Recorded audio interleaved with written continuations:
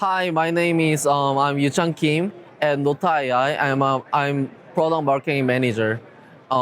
Today I'm going to introduce our three demos. One is NetsPresso and Nota ITS and Nota DMS.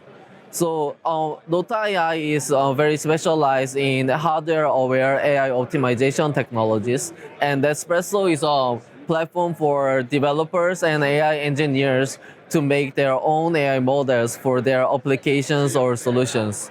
So NetsPresso is composed of three modules: model searcher and compressor and launcher. And so model searcher takes on training part of the AI model, which utilize the neural architecture search technologies inside of it. And the model compressor takes the compression part using the pruning and filter decomposition method to compress your model or Nespresso model to make the compressed model.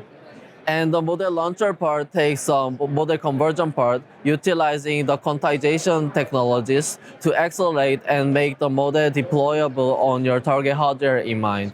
So with NetsPresso, you can make optimized models that have faster inference speed and lower power consumption and lower memory footprint, so that you can make model more efficient and you can utilize more hardware resources on your AI application or softwares.